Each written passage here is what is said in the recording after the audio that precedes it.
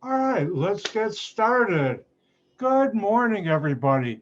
Welcome to a nice sunny morning of Chem 1211 with your host, me, Dr. White. I hope you all had a nice time since we last met. One of the interesting things Saturday, I found out one of the advantages of being a senior citizen. And I originally, when my vehicle sticker through the state of Illinois Secretary of State office was due the end of March. Well, beginning of March, they sent me a thing and I said, oh, I usually go pick it up, but pandemic, guess what? I'll have mail it to me. It never came. And finally, I had contacted them via email two times. Second time, they finally got back to me and said, well, you can either send us a form and we'll mail it to you. Yeah, right.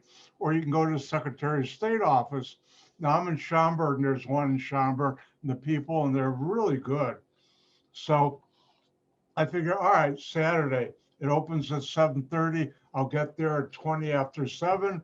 I get there at 20 after 7. There's a line of over 100 people there. Yep. But the line for senior citizens was only 4. I was number 5, and we got in first. And I had to fill out a form that said I never got it. And the lady was very nice. And I got my sticker, and it's on my plate. And I feel better now. All right, a couple important things. First of all, don't forget, hand in the labs.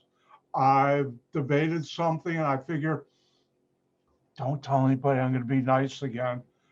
This probably tomorrow sometime, I'll put out an email saying this Saturday. I'm, I'm not sure. Well, anyways, Kelly, I've got a vanity license plate. Do we got time? Yeah, we got time. Many years ago, I lived in Chicago, and to meet more people when I came back from grad school, I decided, oh, I'll get involved with the Democratic Party because I was living in Chicago. Back then, it was called the Machine because it got out votes for Democrats like a machine, punching away at stuff. And so I joined. And one of the things I did was this one state senator in my area, he was running for the first time. He had been appointed, but he was running for on his own. And I helped out in his campaign. He thought I had the worst job in the world because every morning I'd call him at 6 a.m. to get him out to a L station. And I'd make sure there'd be 4 people there to help him pass out flyers. And he won. And afterward, he said, what can I do for you? I said, give me money. I can't do that. I said, I don't need a job with the city or state because I got a nice job. What else can you do? And he said, well, I'm on this committee that hasn't been publicly announced, but we're going to come out with this new program called Vanity License Plates. You'll be one of the first in the state if you want it. I thought about it. Yeah, let me think about what I want. I was going to do KW, my initials. And my sister said, no, you got a PhD. Flaunt it. So my license plate is DR space KW. I was one of the first in the state to get it. And Kelly, that's my story for you. All right. All right. Important thing. I got sidetracked. But anyways, let me get back on track. And by the way, I'm a model railroad enthusiast. I love trains. Uh, that's another story, another day. This tomorrow, I'll put out an announcement, and you'll get an email that this Saturday, 10 a.m. is the deadline. It's going to be a firm deadline for all past labs if you haven't handed it in. This weekend, I tried to make sure I covered all labs, anybody handed late. And if you didn't, this is your chance. And what I will do is, since the uh, assignment area for different labs are gone, I'm going to put up a new assignment area for past labs, and I'll have all the PDFs of all the past labs. And if you're missing a score and want to get it in, upload it to that assignment area. If you've gotten yours in already, you're you don't have to worry about anything. And most of you have, but a number of you are missing some labs. At 10 points apiece, if you're missing 5 labs, that's 50 points. That's going to hurt your grade. So that's Dr. White being nice. Shh, don't tell anybody I'm doing that. But it's going to be a firm deadline. Another important announcement. A week from this Wednesday, is the deadline for handing in the extra credit project. The extra credit project is optional. You don't have to do it, but it's 10. Yes, 10 points, like adding 10 points to any one of your test scores. And as I mentioned when I first discussed it, I will check yours if you want before you hand it in, tell you what's wrong so you can fix it. Now, common error students make is it says on there do not use molecules. You can't use sodium chloride. You can't use water. I made it a little challenging. Another thing, common area or mistake is it has to be on an ingredients label. Yes, the air around us has oxygen, nitrogen. You can't use it because oh my goodness, the air in my office doesn't have an ingredient label. And same thing with you too. Not in your office, but wherever you are. Same thing if you say this chemical's on a banana. I have yet to see a banana with a ingredient label. Same thing goes for apples, onions, anything else you want of fruits and vegetables. It has to be on an ingredient label. So don't forget also tonight and Wednesday night, I have my office hour. And last thing, I was thinking about this Wednesday, but I'm going to postpone it a week. Actually, two more things I need to mention. A week from this Wednesday, and I'll do it at the start of the class instead of asking people come early. If you want to learn Dr. White's secrets to how to do a good interview, whether it's for a job or getting into a program or a school, make sure you come a week from this Wednesday. Also, a week from this Wednesday will be test number 4. And test number 4 will cover equilibrium with Chandler's principle, and it will cover acids and bases, which I should finish today or at the latest Wednesday. Next Monday, I will go through the acid-base problem set, and I'll do my world famous review for the next test. Test number 4. Hold on. Test number 4. Yep, I still have 4 fingers there. And that's my announcements. All right, I'm going to do something a little different. It's time for Dr. White's instant replay. Actually, I've done this before. Oh, one last thing. After the break, I got a big surprise for you.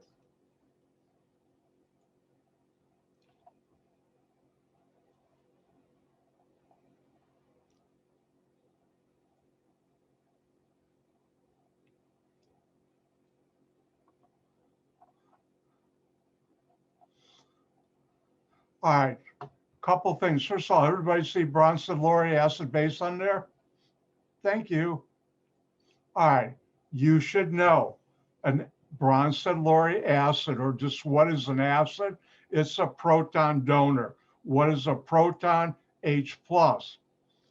You should know what is a Bronson-Laurie base, and that's a proton acceptor. Remember, proton H plus, acid proton donor, base proton acceptor. And we went through some acids and bases.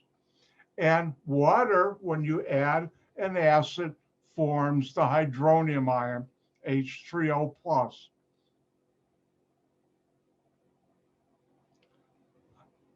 Went through conjugate acid base, but what I'd like to go through now, again, remind you.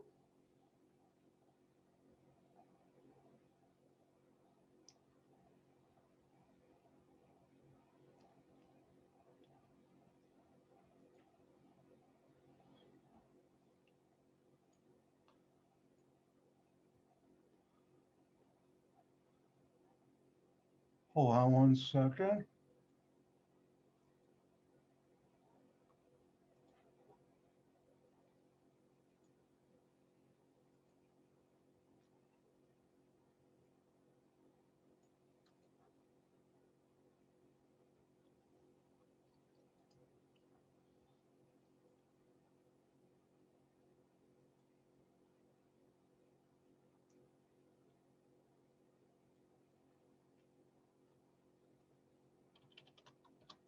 There we go.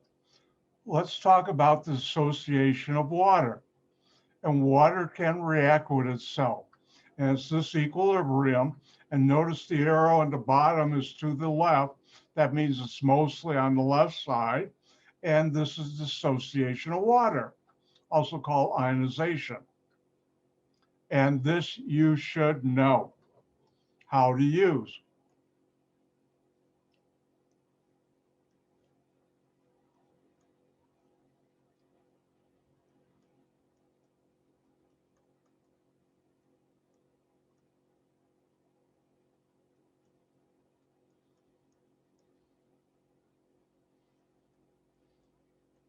And the ionization constant, K water, KW, it's named after me, I wish, but it's got my initials. Yay. I was destined to be a chemist. Anyways, Kw equals the concentration of the hydronium ion times the concentration of the hydroxide. And at room temperature, this is 1. I really should make that 1.0.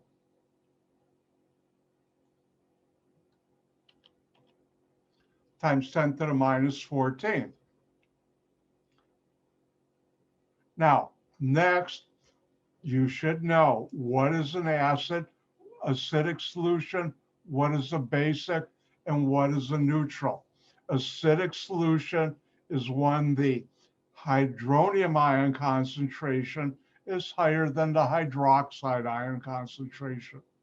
A base solution is when the hydroxide is higher than the hydronium. And finally, a neutral solution is when hydroxide and hydronium are equal. So acidic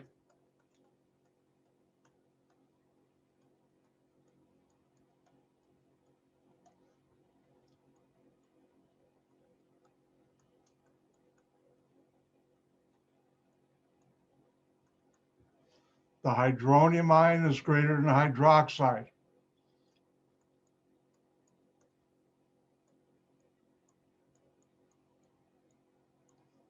For basic solution, hydroxide is greater than hydronium, H3O plus.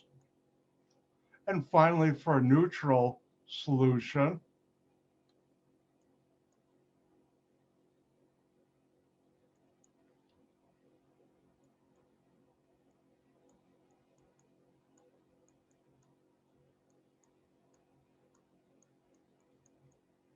the hydronium ion is equal to the hydroxide.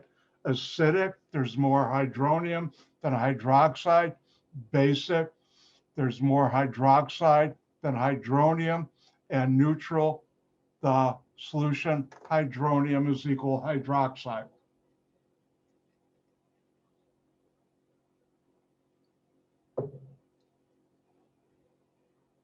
I'll give you a chance to write this down for those who want to write it down. Oh, one thing, at my office hour, at my drive-through office hour last week, a couple of students are at soccer practice for their kids and use their tablet to log into my office hour, which is fine. But anyways, one of your colleagues remarked how I have to go back sometimes to the video to see things you've written down. And because of that, I told her, remember the first day I said, Dr. White's got one of the fastest mouse wheel fingers around. And also, there's no such thing as a dumb question in my universe, period. Therefore, if I move this too quickly like this, and you haven't copied it, say, whoa, wait, move back. And that's valid in my class, because I sometimes do go too quick. And you should have done this earlier in the semester. Some of you have, but all of you can. All right. Now, probably the most important thing I'll teach you for your rest of your life is the pH concept. And pH is a scale. It's a number that specifies the molar hydronium ion concentration aqueous solution. I'll never ask on a test what's pH scale. But you should know, and I'll give this to you an important information, test number 4 and the final, pH equals minus the log of the hydronium ion concentration. Now, since most of you are not going to be scientists, well, you might, but I think if you were, you'd be taking a different general chemistry at COD. I'm going to give you a gift. If the hydronium ion concentration is 1.0 times 10 to the minus x, then pH is x. So if I say, what's the pH of this solution? pH equal minus the log of this concentration. And if this is 1 or 1.0, and this is minus x, this is going to be x. So that's always going to be true on my tests and all that, because I'm not going to force you for you to learn how to use, even though it's not that hard, but it's one more step to confuse students, how to use logarithm on your calculator. Because when students do that, strange things happen.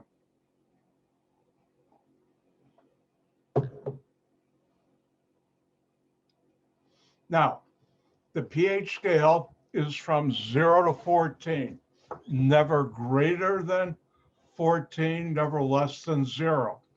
The lower the pH, the more acidic it is. You should know this. Anything written in red means it's important if you haven't figured that out yet. By the way, anybody know what my favorite color is?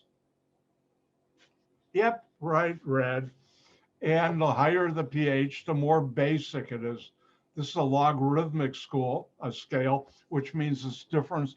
A pH of 1 to pH 2 is a power of 10 difference in the amount of hydronium ion concentration. It's not just one digit to the other. It's like a power of 10. Do I have time? Oh, I do. Time for a quick little Dr. White story. And that is when I was in business or working in the chemical industry, and I was a manager, I had a master's degree chemist bring in a report on the project he was doing, and it dealt with pH of certain solutions. And in the lab and in industry and teaching, we usually don't, but in the lab, we have pH meters, which you'll find out about this lab in our Beyond Lab Z lab. And you have to calibrate them to make sure they're working properly. It's a probe you put in different pH, and there's a knob on the meter. So he brings in this report, and before it can be issued, I have to read it, make any corrections, have him correct it or her. I had some women chemists working for me too. And then I have to sign off on it before it gets distributed to key people in the company. I read the report and I called them in. And I asked them a very interesting question. Do you want to be working here tomorrow? And that got his attention really quick. And I gave him the report and I told him in no uncertain terms, never ever give me a report where you put down the pH of something as 16, because I'll fire you the next time you do it. And I said, pH goes from 0 to 14. You didn't calibrate your meter properly, and you should have known better. And it got his attention. That's the dark side of Dr. White you saw.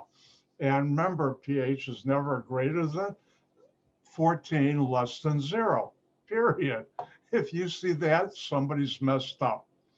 All right, let me see if I can find something interesting.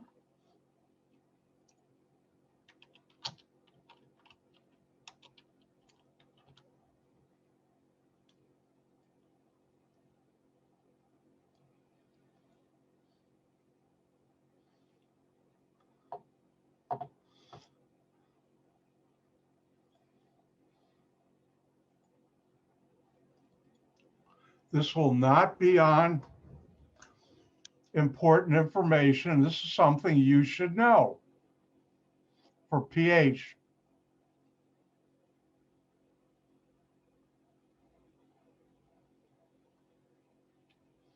when the pH is 7, this is neutral pH. When the pH is less than 7, it's acidic. When the pH is greater than 14, it's basic.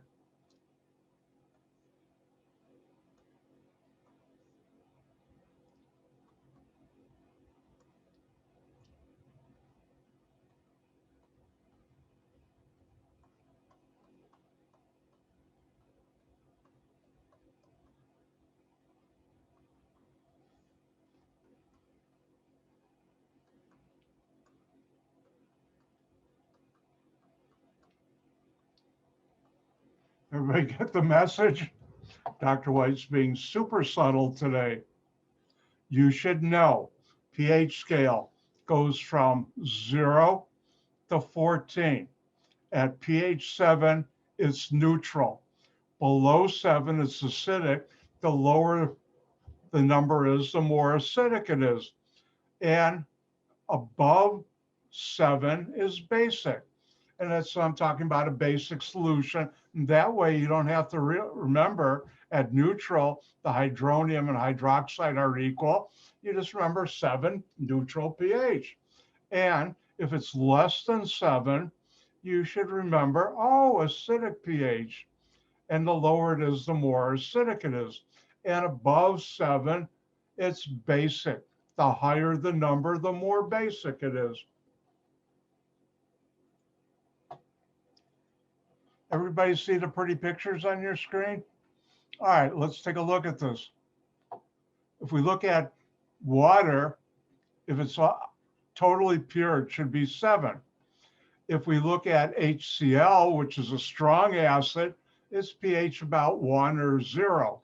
Your stomach, which contains hydrochloric acid, but also water, somewhat dilute, not that much, is pH 1. Now, if we come over to the other side, drain cleaner, now you got to be careful. A lot of most of the drain cleaners are actually below 7, like 1 or 2, because they're acids. There's only one drain cleaner I know that's really base, and I'll tell you about that next week. Your soap, now they have at 12, it's usually closer to 8 or 9. And baking soda, which is a mild base, is around 9 or so. And if we look over here, a lemon is 2. A lemon contains citric acid, and vinegar contains acetic acid. Notice they're both well below pH 7. While I'm here, let's try and find something else.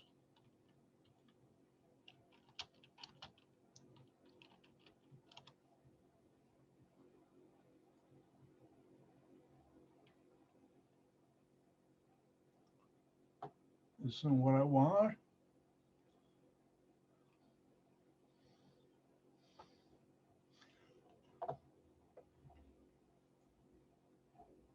Yep. Can everybody see on your screen the pH is about 735, 745?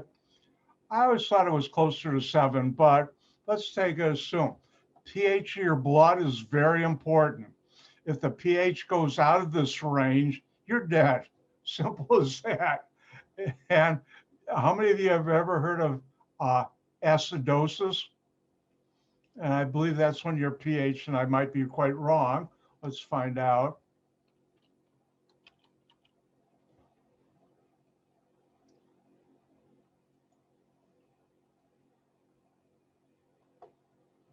Yep, too much acid in your blood, in your body. And I never heard of alkalosis, but I guess that's one too. And those are very important.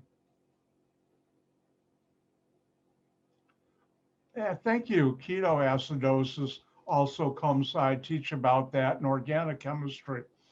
I teach what a ketone is, where the name keto comes from. Thank you for that, Ann. And your blood stays at a certain pH. You know how? A Chandler's principle. Next time you look at your blood veins, oh, there's one right there. Oh, there's some more right there. Think about it. It's undergoing, keeping the pH in a very narrow range to keep me healthy, and you too, if your blood is in a very narrow range, and it's using Le Chatelier's principle. Guess what? You know that.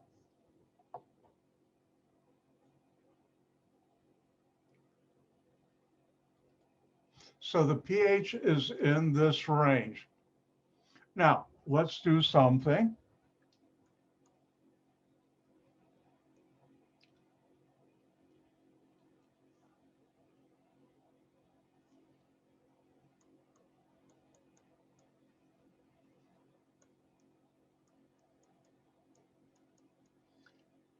Everybody see my whiteboard now? Thank you. Thumbs up, people. Yeah.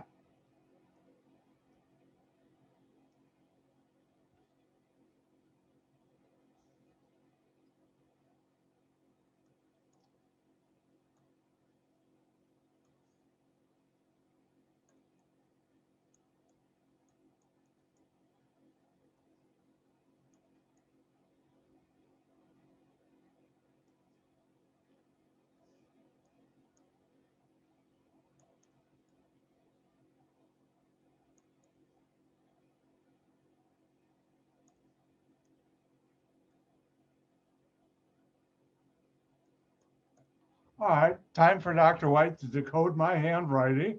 And if the hydronium ion concentration, H3O plus, is equal to 1.0 times 10 to the minus fifth, what is the pH of the solution? And is it acidic, basic, or neutral? I'll do this one. And then I'll let you have fun. All right, what are we trying to find? pH. What are we given?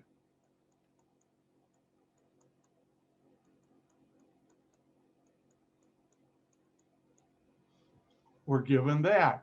And in important information, you'll be given this.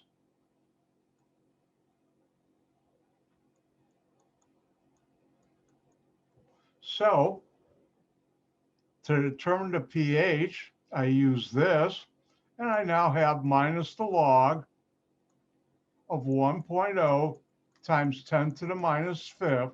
Remember, if this is 1.0 times 10 to the minus x, in this case, x is 5, then the pH is equal to x, and with, in this case, 5. And since 5 is lower than 7, this is acidic solution. And that's how you do it. Let me go through it again because I zoomed through it. First of all, we're trying to find the pH. We're given the hydronium ion concentration and important information. You're given pH equal minus the log of the hydronium concentration. You put this number in there. When this is 1.0 times 10 to the minus x, the pH is x. In this case, x is 5. And if it's less than 7, it's acidic. If it's 7, it's neutral. If it's greater than 7, it's basic. So I better let you have try.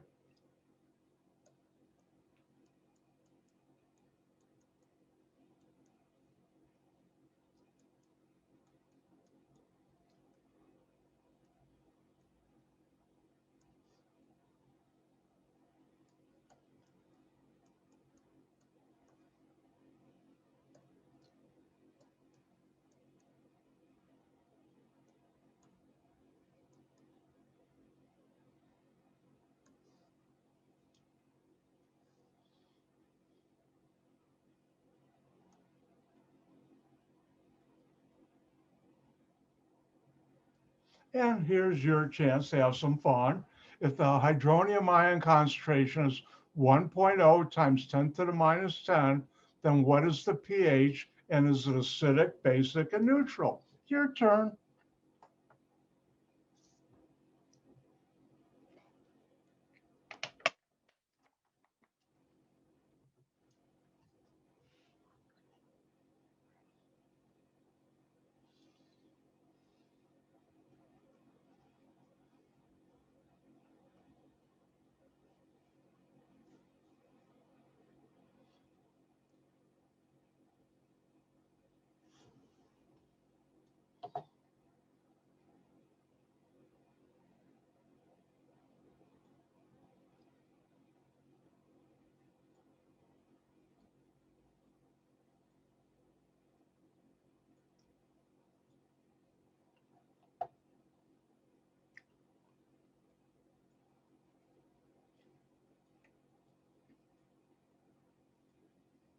For those who came in late, I will be putting out an announcement tomorrow about late labs. Be sure to read it. If you should check Blackboard, I'm up to date on my grading as of yesterday.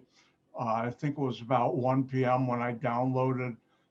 Anybody who might have turned in the last lab late, make sure this lab be on time. That's due this Thursday or Friday, depending when you have lab. All right, looks like everybody's done. I better get to work. All right, what are we trying to find? The pH, and also is it acidic, basic, or neutral? And what are we given? The hydronium ion concentration is this. What do we know? And this is going to be given to you in important information test number 3. This. Therefore, since I have the hydronium ion concentration, I'll put it in.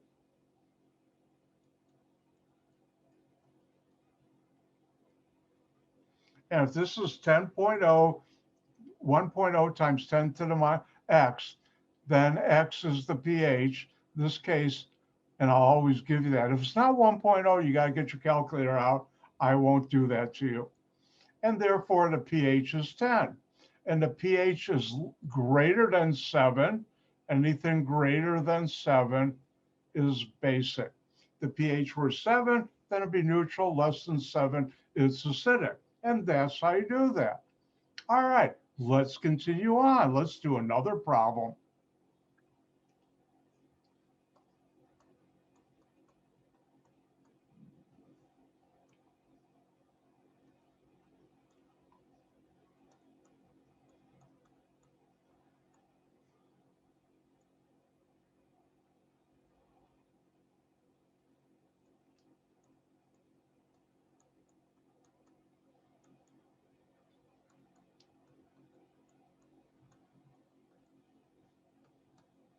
Eight points. What is the pH of a solution if the hydroxide ion concentration is 1.0 times 10 to the minus 4th? Okay, what are we trying to find? pH. What are we given?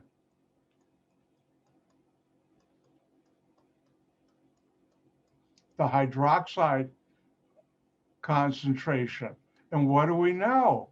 pH equals minus the log of the hydronium ion concentration. Uh-oh, we don't have that. What do we do? What do you do?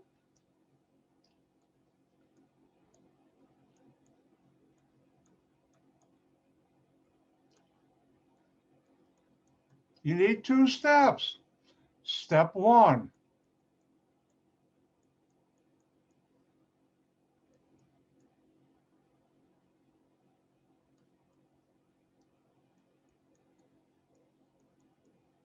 Determine the hydronium ion concentration. How do we do that? Oh, it's time to write my initials again. You know that Kw, the ionization constant for water, is hydronium times hydroxide equals 1.0 times 10 to the minus 14th. This you will be given in important information. Now, what do we have to do? Well, we have to solve for hydronium. How do you do that? You want to get this alone on one side. Therefore, to get rid of this, I'm going to divide by hydroxide, because as you've seen me do about 1,000,000 times, anything divided by itself is the number 1. Whatever you do to one side, you have to do to the other. And anything divided by itself cancels out. And now rewrite this.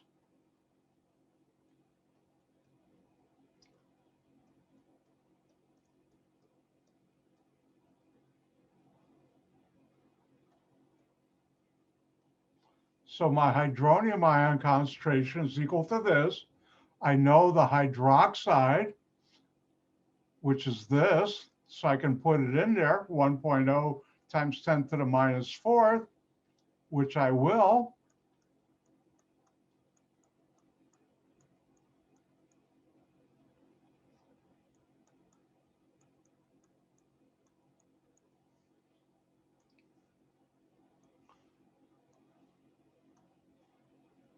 That's better. And for those of you who have calculators, do this. I can do this in my head.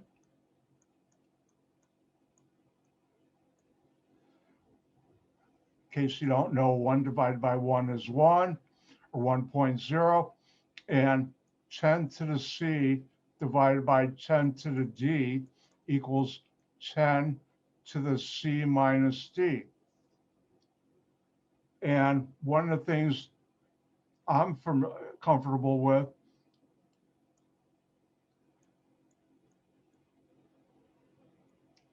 this is the same as minus 14 minus 4 plus 4, and this is minus 10. But you can use your calculator if you're not comfortable doing this. Am I done? No, I'm trying to find a pH. And I only have the hydronium ion concentration. So step 2.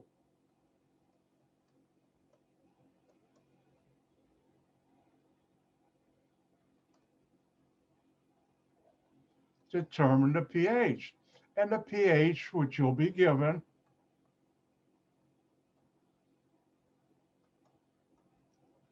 is this. And we just figured that out right here. So I'll put it in there, minus the log of 1.0 times 10 to the minus 10.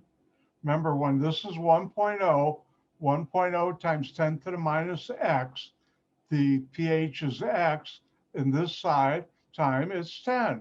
Now, I didn't ask, but this is basic. I'll go through this again, but first I'll let you copy it down. For those copying down slowly, give me a thumbs up when you're done copying down. Or smile. All right, let's take a look at this again. 8 points. What is the pH of a solution with the hydroxide ion concentration 1.0 times 10 to the minus 4? You're trying to find pH, you're given hydroxide. Now, pH is minus the log of the hydronium ion concentration. We don't have that, so we need 2 steps. And the first step is determine or calculate the hydronium ion concentration. How do we do that? We know the hydronium ion concentration times the hydroxide equals 1.0 times 10 to the minus 14. And therefore, if I want to solve for hydronium, which I'm trying to find at this point, I divide both sides by hydroxide. Anything divided by itself equals the number 1. Hydronium equals 1.0 times 10 to the minus 14 divided by hydroxide. I put in the hydroxide where I got it right here from the problem. And I do the math, and I get the hydronium ion concentration, H3O plus, 1.0 times 10 to the minus 10th. And next, am I done? No, because I want pH. And step 2, you have to determine the pH. And with that, how do I do that? pH equals minus the log of the hydronium. I just calculated the hydronium right there, put it in. When this is 1.0 times 10 to the minus x, the pH is x, so it's 10.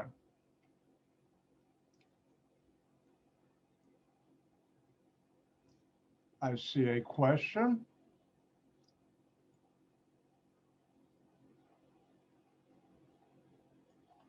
That's a good question. Let's find out.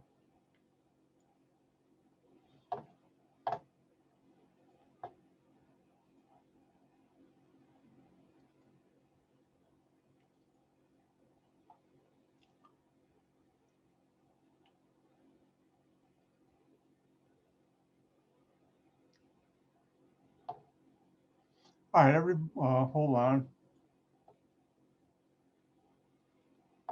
Does everybody see the Chandler's principle on your screen? Thank you. This is important information. Test number 4. I have pH, remember that. I have that. And the answer to your question, Kelly, no. You have to know to use 2 steps.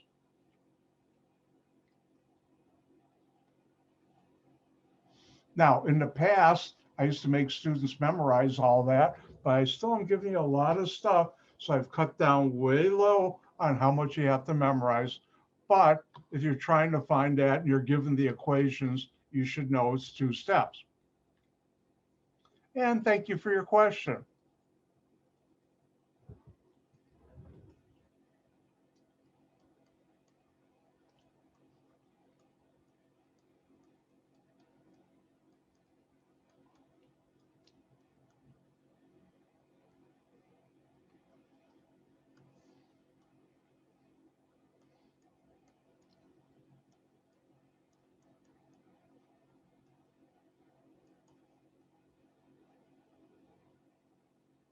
And it's your turn. If the hydroxide ion concentration is 1.0 times 10 to the minus 12, that's a 2, 1, 2 minus 12, then what is the pH of the solution? Your turn.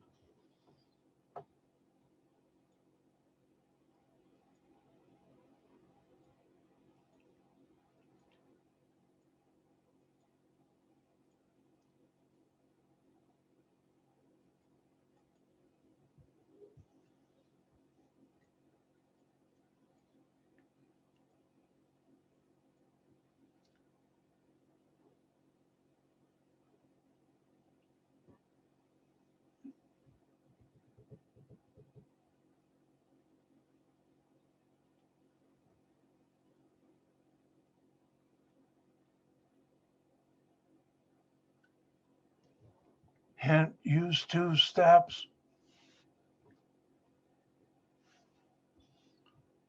Oh, it puts a smile on my face to see everybody doing their chemistry Monday morning.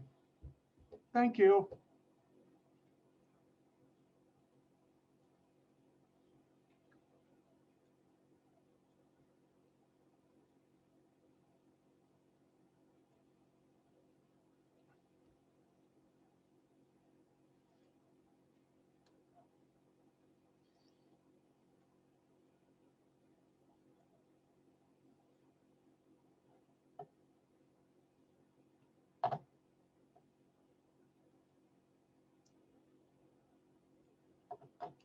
Oh, that's not well.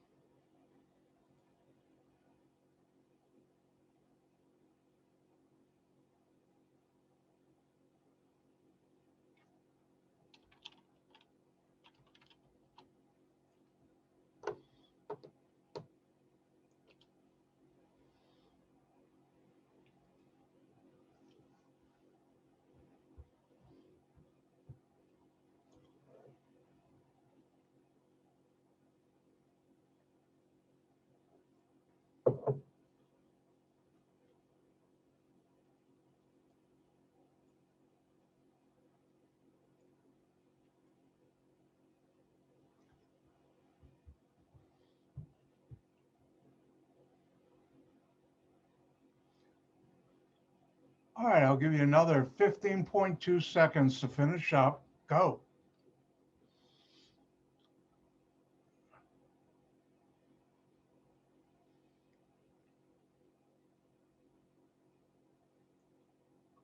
Uh-oh, my clock broke. There, you're done.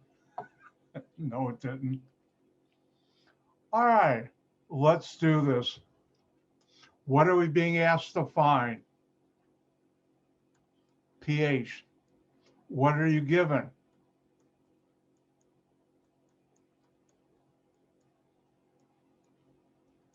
And important information, you're given this.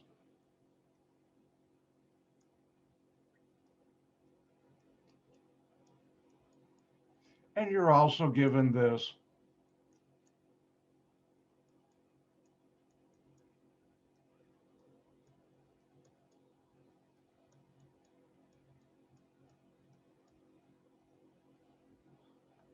And therefore, we can't put this directly in there, so we need two steps.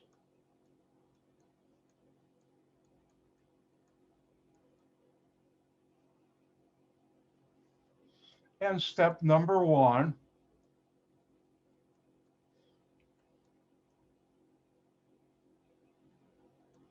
you determine the hydronium ion concentration.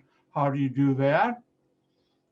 Hydronium ion concentration times hydroxide equals 1.0 times 10 to the minus 14th. We want to solve for this. How do we do that? We get rid of hydroxide. And how do we get rid of OH minus concentration? We divide by it.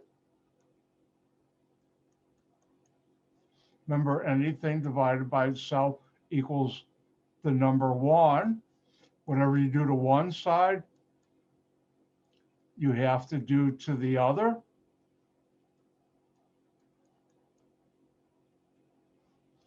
This cancels out. I'll rewrite this.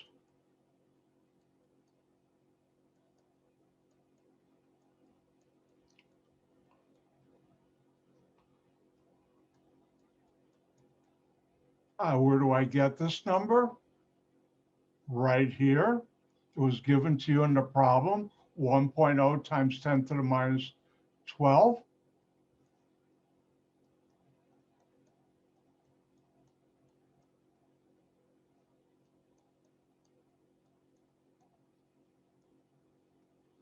Do the math, and this is 1.0 times 10 to the minus 2. Am I done? No, I'm trying to find the pH. And therefore, you need step number 2.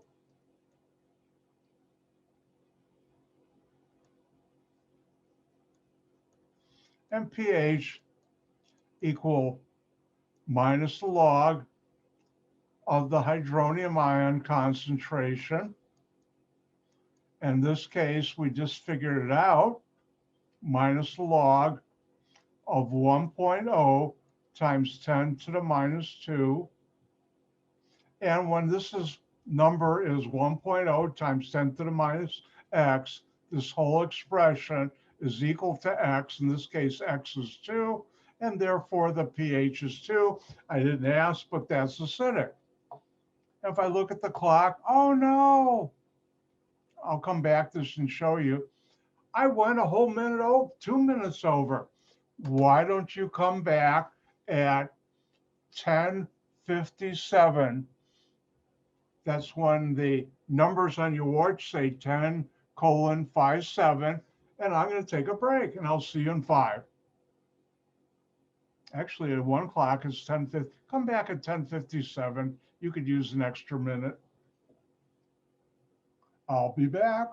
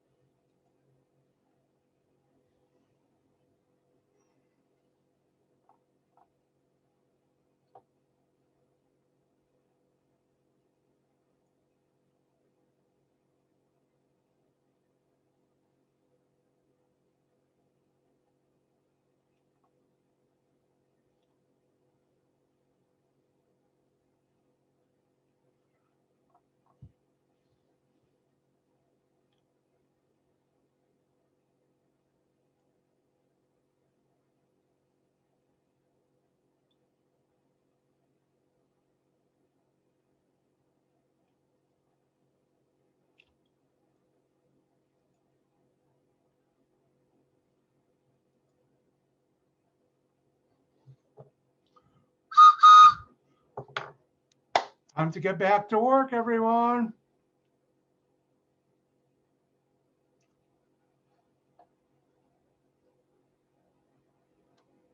All right, let's continue on.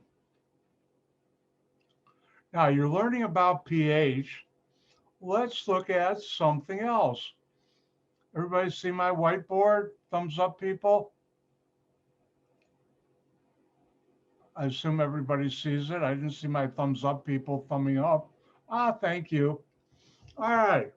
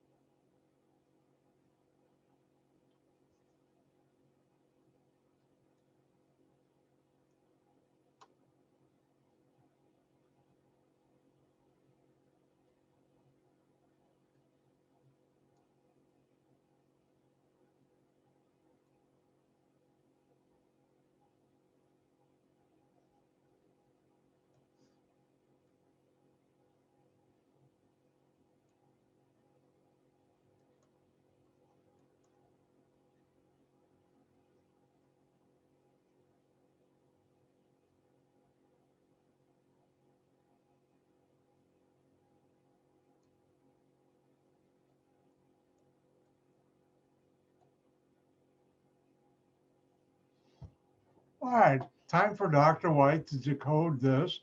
Everybody see it on the screen right now? All right.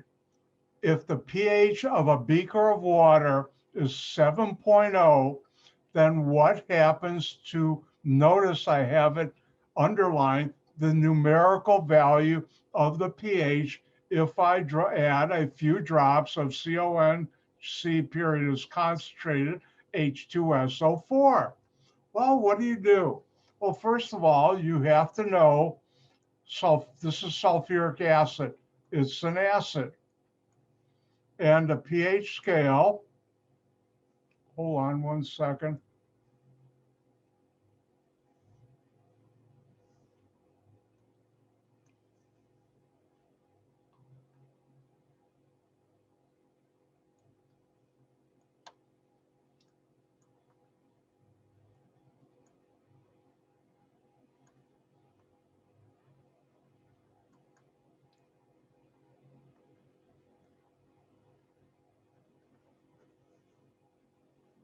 The pH scale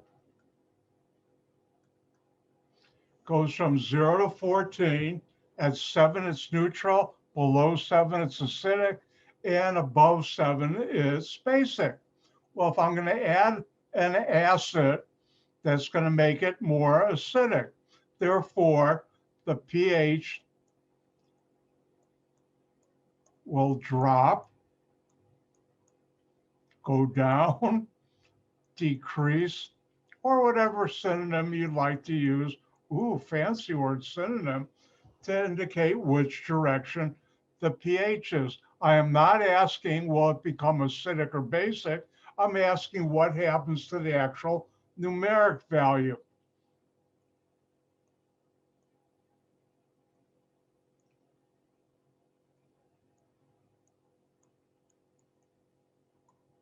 And if we look at B, what happens to the pH of a beaker of water at 7.0?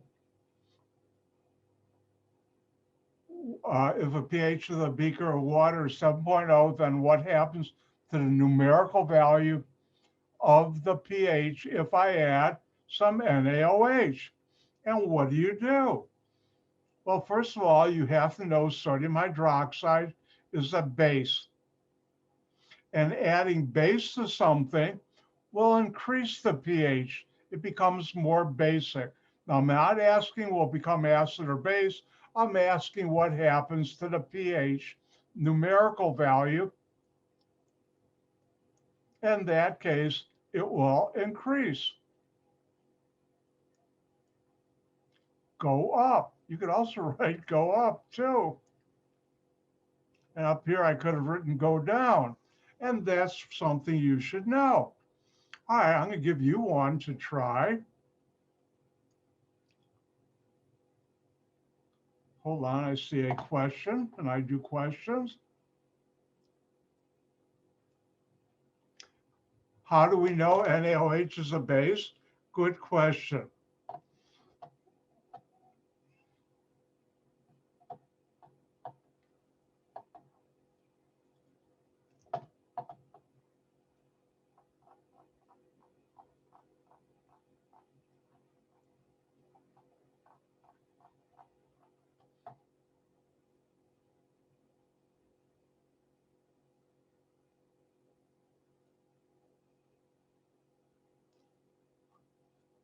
Everybody sees strong bases on the screen? And if you go back to the video, ooh, I have video proof. I said, hint, no, these are bases. If it starts with an alkali metal in my class, a formula, it's going to be a base.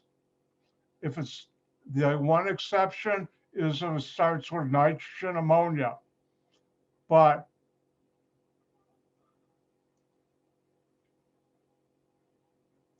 these are bases, sodium hydroxide and another one you should know, ammonia is a base. Sodium bicarbonate is a weak base, you should know. And up above, strong acids, HCl, HBr, HI are strong acids. And also, I have here. What does that mean? No, I have here on the slide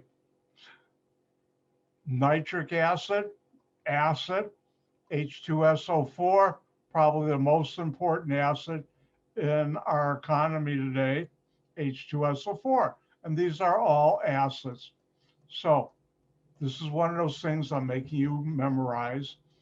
And you should know what is an acid, what is the base. And let me write that on the whiteboard again to make sure everybody got it.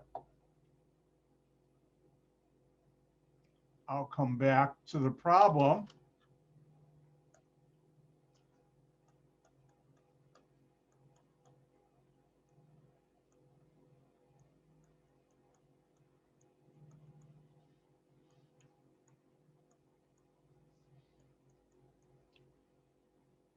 It's a Cl.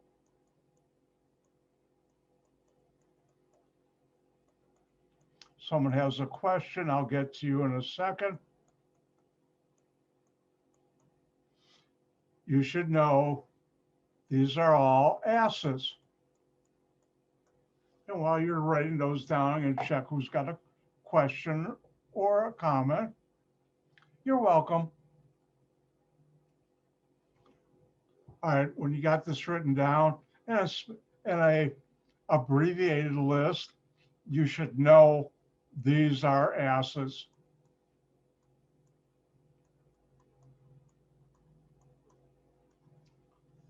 You probably won't encounter HBr, hydrobromic or hydroxide, but you should know hydrochloric acid. By the way, hydrochloric acid is the acid in your stomach that helps break down food, which I'm not going into in this class. When I teach organic, I go through that chemistry.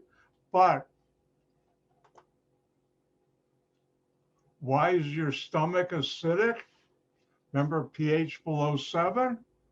Not because it breaks down food, because that's not this class definition. It's because there's an acid present, hydrochloric acid.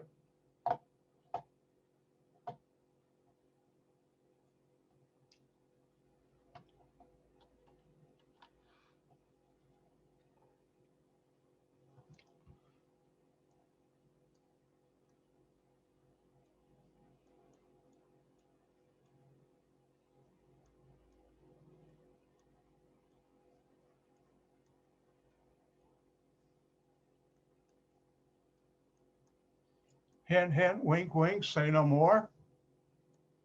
Sodium hydroxide, potassium hydroxide, ammonia, and baking powder, sodium bicarbonate.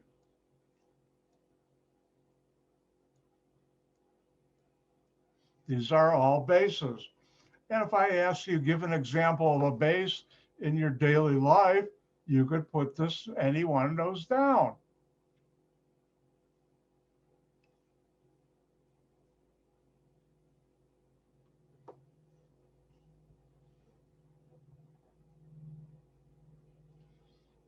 You know, something, seeing the time, the surprise I was going to do you after the break, I'll do on Monday, or no, Wednesday.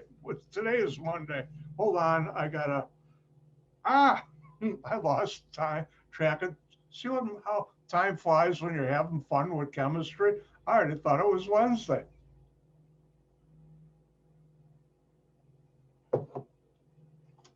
It isn't, it's Monday. All right, you should know this. But since I'm not going to do that special surprise, I'll wait until Wednesday. It's time for a Dr. White story about acids and bases. Now, many years ago, when I bought the home I'm in, I moved in, and about a couple weeks, 6 or 7 weeks after I moved in, my drain in my kitchen stopped up. Oh no, instead of going to the hardware store, like big box store like Home Depot, Lowe's, or Menards, I figured, yeah, I'll get somebody out to route it out because the previous owners, I bet, threw grease down there. I'm an organic chemist. I know these things. That's clogging it up. So I got a local rotor rooter guy out. He comes out, does it. I give him the money. He says, oh, you've got a 3 month or 6 month guarantee that if it clogs up, I'll come back and fix it. Well, 2 weeks later or less, it clogged up again. So I called him up and he came out and did the same thing. And it's clean now. All right. Now I'm working full time, so I'm wasting time not being at work where I'm needed. So guess what? Within a week or two, it clogs up, and I'm not throwing any grease or anything down the drain that will clog it up. So he comes and he brings in a bottle of this stuff, and he didn't know I was an organic chemist. I told him I'm an organic chemist. Can I look at the label? I look at the label and I said, this stuff, I didn't say to him, this stuff is garbage. It's just some soap and a little acid, and it ain't going to do the job. He cleans it out again. Within a week, it goes bad again. So I figure, forget about the money I paid him, the time I'm wasting from work where I'm needed to be at work, not money wise, but me doing stuff I need to get done. I'm not going to waste my time anymore on this guy. So what do? I go to my local Home Depot, which has some very nice people and they're always been helpful. And I go to the wall area where they have drain cleaners. I see this big long aisle, uh, 5 or 6 shelves of drain cleaners. I'm looking at it, I pick up a popular brand, look at the back of the label, and because I'm a chemist, not only an organic chemist, but a chemist, I see hydrochloric acid. Oh, it's acidic. I pick up another one, acid in there, sulfuric. And the nice gentleman who works in that area comes to me and says, can I help you? I said, sure. Of all these drain cleaners up there, which one did a plumbers use? And just like that, he points to this one. And I pick up the bottle and I see it says sodium hydroxide and potassium hydroxide. I said, oh, this is the only one with base. He says, no, that's an acid. I said, excuse me, I've got a PhD in organic chemistry. I've been working in the chemical industry for more than a decade and a half. It's an acid. No, that's a base. He said, no, it's an acid. And I realized, do not argue chemistry with the guys at Home Depot. They're going to help you. They may not know their chemistry, acid and base, but they know what's good and not. And I brought it home and it worked. And I've been telling students ever since, and I might as well tell you, I don't get any kickback from the company.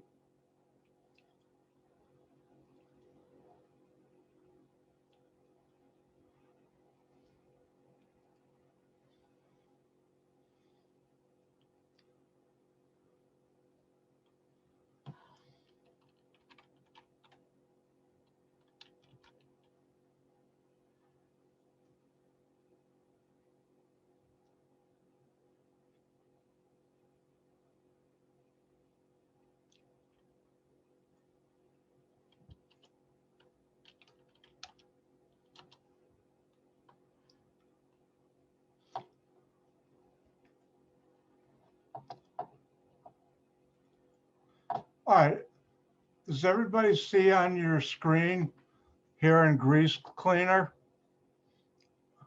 I don't know why they have instant power. Well, it says it on the label now. I've got a bottle of this in my utility room. Uh, I had to use it about a year and a half ago. It usually is good in my house for about 10, 15 years once you clean it right. And I've had many students do this. First of all, it's a mixture of sodium and potassium hydroxide. And why they have to have both, I don't know, but it works well. And it works better than any other drain cleaner. And if you ever forget, email me and I'll let you know. And true story, I went and bought this with the problem I had. I figured I'll do it twice. Now they say I think 10, 15 minutes, pour it down. First of all, it's very dangerous chemicals, so wear safety goggles, which I have in my house, and also wear either, you can't see me, so I better make it,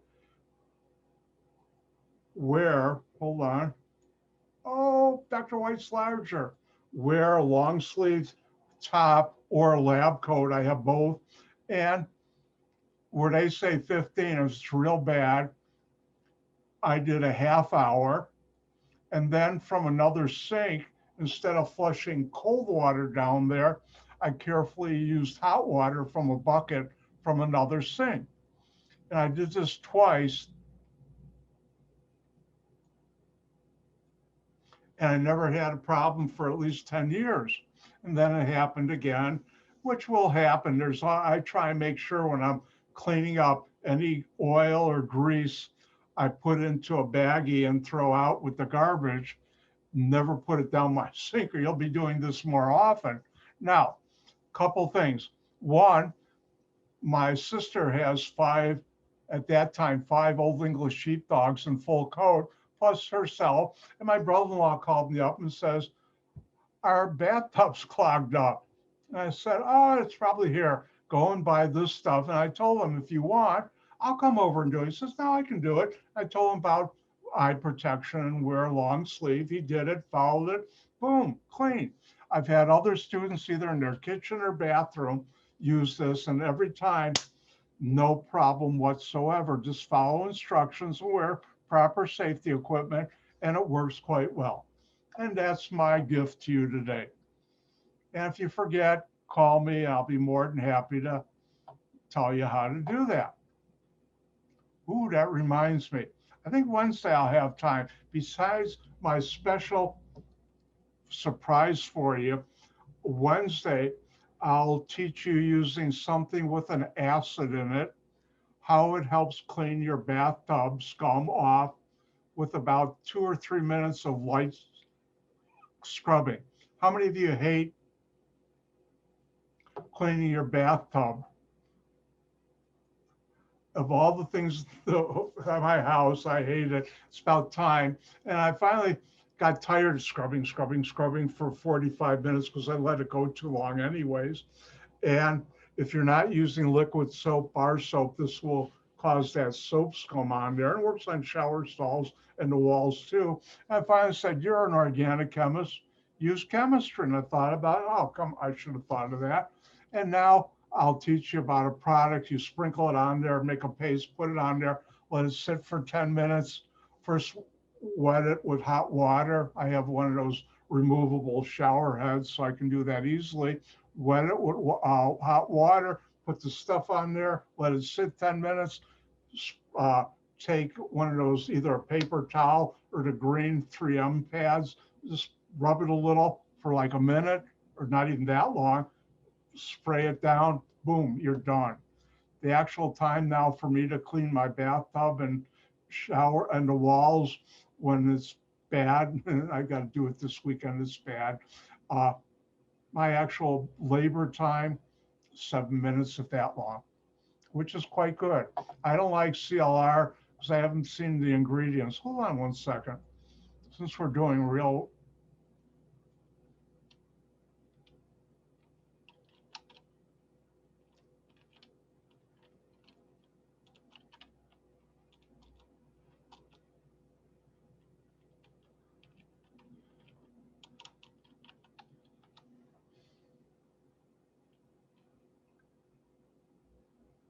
uh, help if I do the right thing.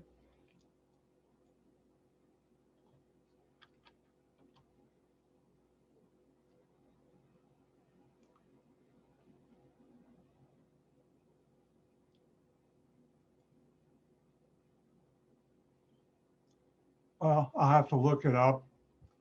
I can't find it quickly now. But anyways, that's my little gift to you. Use that drain cleaner. I think I've used it 3 times in the last 20 years, and it works every time. Twice in my kitchen, and about 6 months ago, my bathroom sink, my main bathroom, finally was draining slowly. And I said, well, after 20 years, might have a little clog in there. Used it, boom, like it was brand new.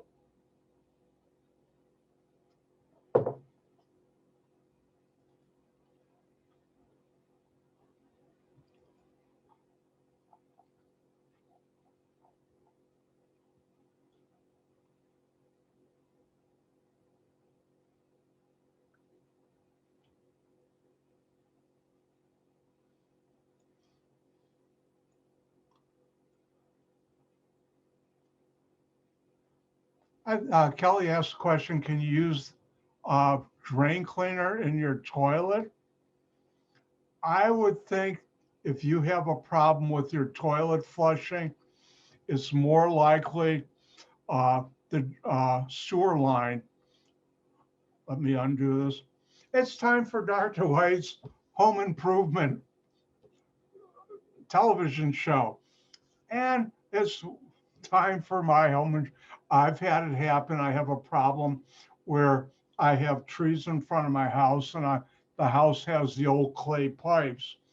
And I had to, about 15 years ago, put in a clean out drain. It's like a thing outside, because inside my house is a 3 inch, and the pipe outside is 6 inches, and they need to route it out the 6 inch. So they did that. And about every 2 or 3 years, I have to have the roots routed out. I have a great, see me in private. There's this great plumbing company I use that are fantastic. They've done a number of things in my house.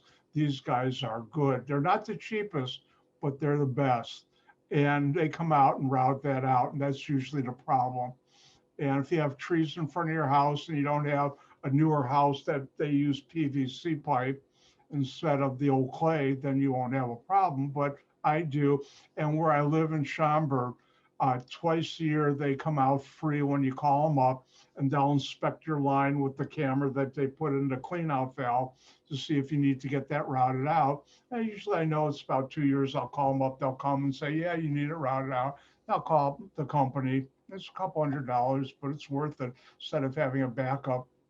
And that's usually, you can try it, but I don't think that's where it's going to get clogged unless you put a whole, somebody tried to flush a towel down the toilet, then that's another story. I've never, that reminds me of what my father used to say to me, never tell a kid not to put peas up his nose with his knife. All right, back to chemistry. For those of you reading the book, we're going to skip POH. I've never used it. Why should I teach you? I've been in the chemical industry, I don't know how many decades, lot. Yeah, yep, decades, not years, and I've never used it. All right, acids and bicarbonates, see board. I better get to work. That's not the board. Now, you learned from the lab we did last Thursday and Friday, but I'll now do it in a classroom. And that is, if you have an acid, HA, plus a base,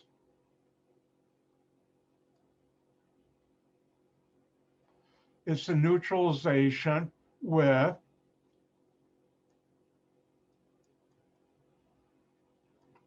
and this is a salt. The mixture of these together is a salt. Now, normally if you have a strong acid or strong base, the equilibrium will be mainly that direction. So let's look at something you should know.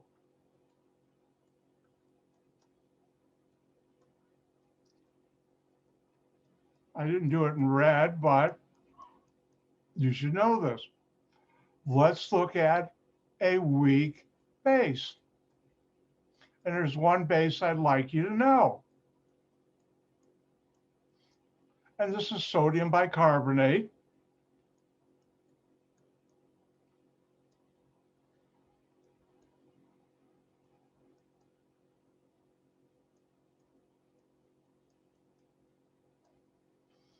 And you know it as baking powder and also baking soda, but I'm going to stick to the baking powder. And when it reacts, it's an equilibrium, but it's mainly to the right. You get a salt.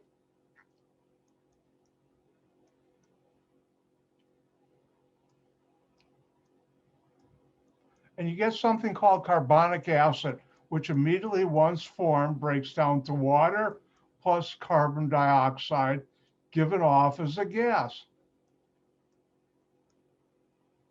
And that happens. So let's look at an example.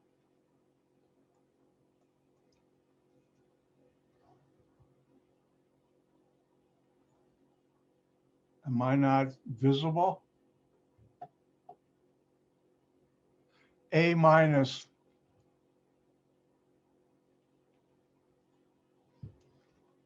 Hold on. That's a good question.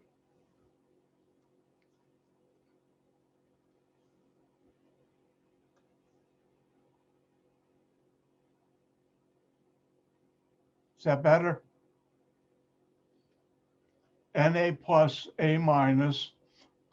Now, if you have vinegar plus sodium bicarbonate, and you saw that in the lab last week, what do you get? Well, vinegar is acetic acid and water plus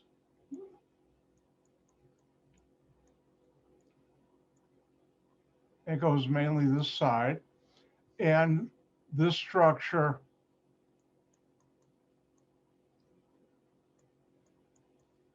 this is acetic acid.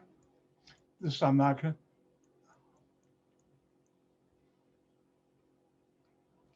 And what you get is this salt. This is called sodium acetate plus water plus CO2 given off as a gas. Carbon dioxide, that's the little bubbles in pop. Remember, stuff that comes in a can or bottle that's non-alcoholic and carbonated is pop, not soda, because Dr. White's from the Chicagoland area. And you get this. And therefore, you should know if I react vinegar or any other acid with sodium bicarbonate, baking powder, I'm going to make a gas. And plus, if this is an acid and I add a base to it,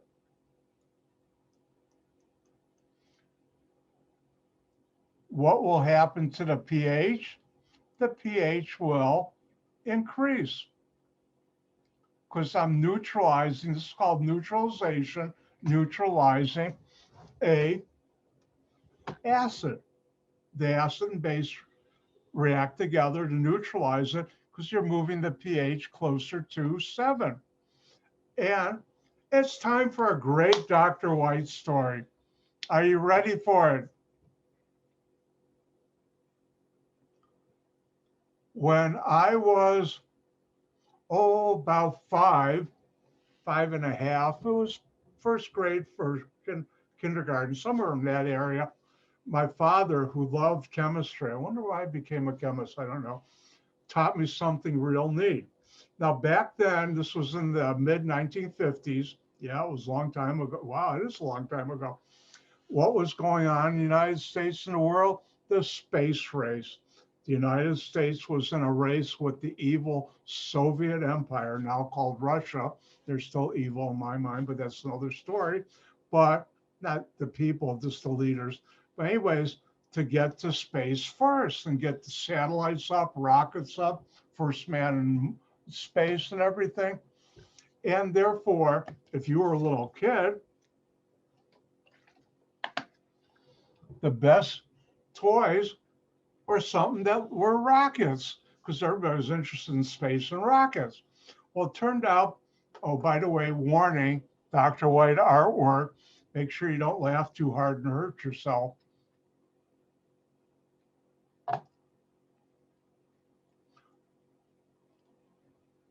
One of the best favorite thing was there was this candy that came in a rocket ship. It wasn't really a rocket ship. It was a tube that had fins on it as a cap.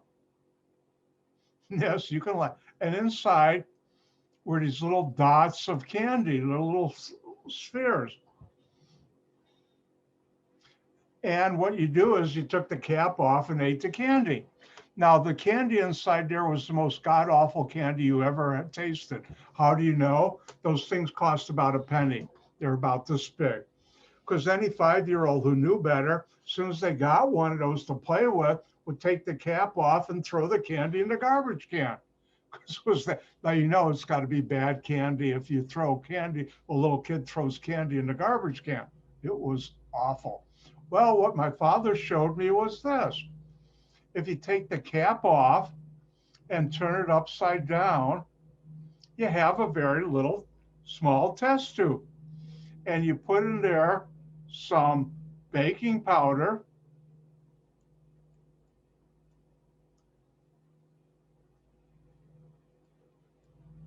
and then put in some vinegar, which is acetic acid, and put the cap back on and hold it. Now, what happens? The acetic acid reacts with the baking powder to make carbon dioxide in there. And it builds up pressure, and holding it like this, the cap right here, about this big, shoots off. Just like if you were firing a rocket into space. If your timing was good, mine got pretty good, it would go about 5-6 feet. And when you're 5 years old, that is cool beyond cool. And that was, you can see I'm bringing back the memory when I can still remember doing that. Now, I should warn you, my best friend at the time, Dickie Gale, we lost contact a couple of decades ago because he moved out of Illinois. But Dickie Gale was my age, and he used up all his mother's baking powder and didn't tell her. And she went to bake something and wanted to get it. How come my can's empty? And he fessed up to it, and boy, did he catch it. I won't tell you, boy, did he catch it big time. So don't forget, if you use up your mother's baking powder, make sure you tell her you did. I did, so I didn't get in trouble. And my mother knew it was my father was teaching. Ooh, that reminds me. Time for a special secret recipe tip from my father. Now, my mother was a very good cook. My father was a better cook. And when he had time, because he owned a drugstore for about 10 years, and he was working Monday through Saturday. But anyways, when he had time on Sunday, he'd say, today is going to be Sunday, men only in the kitchen cooking. My sisters, 2 of them, mother, stay out, the men are cooking today. And at a very young age, I learned cooking was fun. And he taught me a lot of stuff. And now it's time for my father's secret spaghetti recipe. Now, you take fresh tomatoes, crush them up, get the seeds out, and blanch them first. And you can just use puree and already cooked tomatoes you can get in a can. And then you put them together with some garlic and other seasonings, some cooked onions, etc. But here's the secret. First of all, when we were young, and I still have one to this day, I have one learned from my parents. Besides my regular refrigerator freezer, I have a huge stand-up freezer in my utility room. And that's in case you get stuck forever in your house, you got food. My parents were from the Depression. They had that mentality that they passed along to me. Mine is about 6 feet tall and about 4 feet wide, about 2 feet, 3 feet deep. It's bigger than my refrigerator. Boy, can I load it up. Anyways, we had a deep chest one, just as big almost. And when we'd make spaghetti sauce, or he'd make a couple gallons and we'd freeze most of it. Near the end, what did he do? And I'm talking about a big pot. Put about a tablespoon of baking powder in there. And you see a white foam in there, that's the CO2. What that did was neutralize some of the citric acid in the spaghetti sauce. And that made it taste milder, less acidic. Acids have a very sour taste to it. And if you've ever done shots of vinegar, which I haven't, but you tasted vinegar, it's sour. And this neutralizes some of not acetic acid, which is in vinegar, but tomatoes and tomato sauce and tomato paste all have citric acid in it from the tomatoes. And that neutralized it. Now, true story.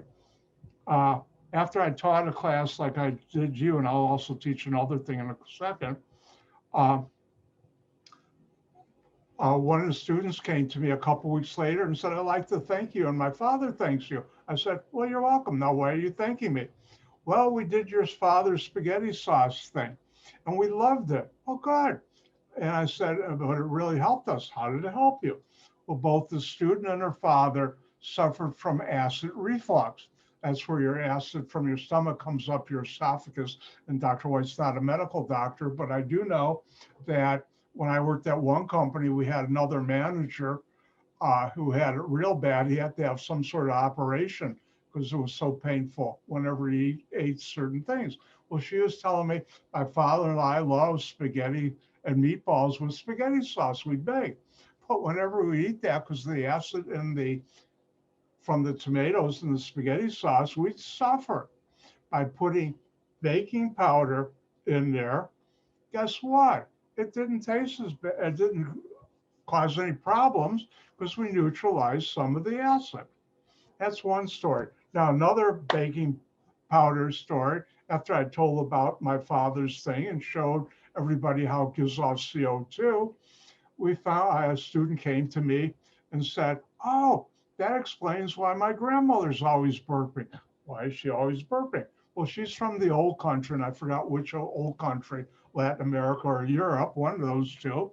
And when they have upset stomach or acid burn, she'll take a couple spoonfuls of baking powder, which neutralizes the acid. Tums is the same thing, but a different type of base. And because the acid in your stomach reacts with that to give off CO2, guess what you're going to do if you do that? You're going to burp, I guess, quite well.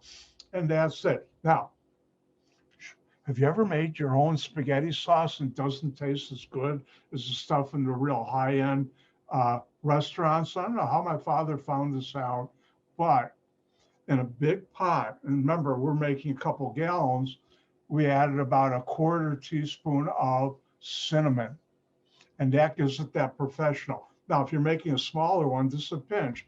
I had a friend of mine who did that. He made about a smaller pot. He put a tablespoon of cinnamon in there. You couldn't even taste the tomatoes. All you tasted was cinnamon. Yeah, I like cinnamon, but not totally. But that little pinch, that's the secret, besides the other things like basil and garlic and all that. But that difference is just a pinch, or if you make a small amount of cinnamon. And bet you never thought you learned that in a chemistry class.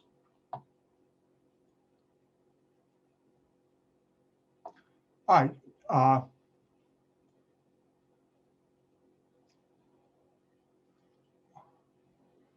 One of your colleagues just asked how much in a couple gallon pot.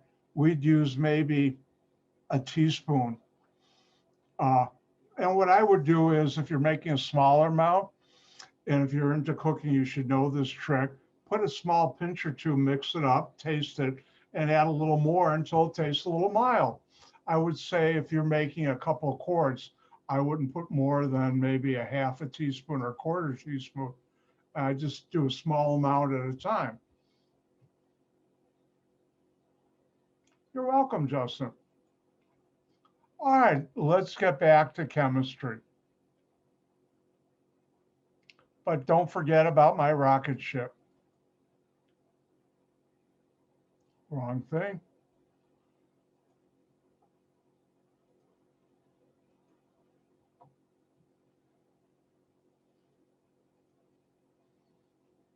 All right, we did bicarbonates. Now, there's a very important thing which we'll be doing 2 labs on, so important, called acid-base titration. By the way, I haven't said it today, but switch is full on. Acid-base titrations is a neutralization reaction in which a measured amount of a volume of an acid or base of known concentration is completely reacted with a measured volume of an acid or base of an unknown concentration. In other words, molarity. So acid and base, what you're doing is you either have an acid or base. Let's assume you have an acid, which is the concentration is unknown, and you add a certain amount of a base where it's known concentration, and this neutralizes it to make a salt. And what happens is at this point, when all the acid reacts with all the base, the pH is 7.0, neutral. That's why it's called neutralization. Now, it turns out acid-base titrations are very important. They help measure things. Oh no, I look at the clock, I'm out of time. Oh, we'll have to continue on Wednesday, acid-base titrations. Now I have another special surprise. Don't forget, have fun with baking powder. And with that, I'll remind you that, I bet you thought I was going to log off, but I'm not, because I got to remind you, tonight I'll have my office hour from 6 to 7:15. Stop on by or drive on by. For those who are logging in from your car, that's allowed. I actually had someone call in from an ambulance after he was dropped off someone at a hospital last semester. He worked as an EMT on an ambulance. He was also the driver too. But anyways, stop on by. Don't forget, a week from this Wednesday is test number 4. Tomorrow I'll try and put out the important breakdown and points and everything for test number 4 and how many pages. And don't forget, if you're planning on doing it, a week from this Wednesday is the deadline for the extra credit project. And I apologize for going a whole minute over. Oh no, and I feel bad for you. No. But anyways, with that, I'll log off by saying, Gang gesund, be healthy. Bye.